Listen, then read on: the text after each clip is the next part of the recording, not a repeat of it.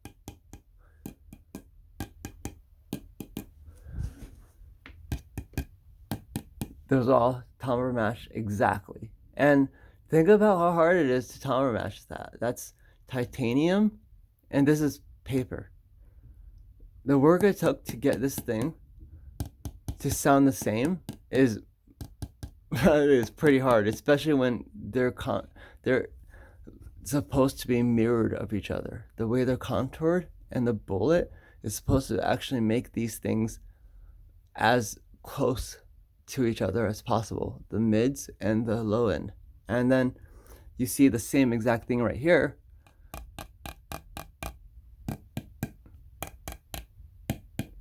where they didn't voice match it. It's a 1-5 relationship. So if you know, a lot of it is like trade secrets and stuff, and I don't know if like people exposing like these trade secrets. I'm not trying to expose them or anything, but that's how it is that you could actually upgrade your cap speakers. That's how it is that you could actually fail upgrading them, is by not noticing these little details. And that's about it. Yeah. If you want any help designing some custom cap speakers or any other speakers, just let me know, because these little tricks matter a lot more than you think they would. When you're doing like a sweep, you're only measuring the sum volume, which doesn't really matter much. What really matters after we got past the age of monophonic sound is stereo integrity, stereo cohesiveness, and holophony. And all that takes is for there to be a little bit of a voicing issue for it to not sound right anymore. The same way as, like, you know, a rock falling and you hearing the trailing echoes creates like this impression of continuity of motion for the ears, right? But if somehow, just for some weird reason, the tunnel just shrunk by 50%, then all of a sudden the sounds sound weirder, you know? And that's not what they're going for. They wanted it to sound perfectly smooth when they did the handoff between here and there. And that's how you make your own cap speakers. They used to actually have a designer kit that you could actually buy their own drivers and make speakers, and I kind of hope they do that again, because it was really cool. I wasn't around for that time, but I knew a guy who did a lot of speaker repair, and it was pretty fun chatting with him and learning a lot about how these little things work, and how like the deceptiveness of kept using less electronics is not actually a bad thing. So anyway, that was very cap centric, but it applies to a lot of other speakers too. And I hope you found that helpful. And if you want to make your own perfect cap LS50 center, I know how to do that. Thanks.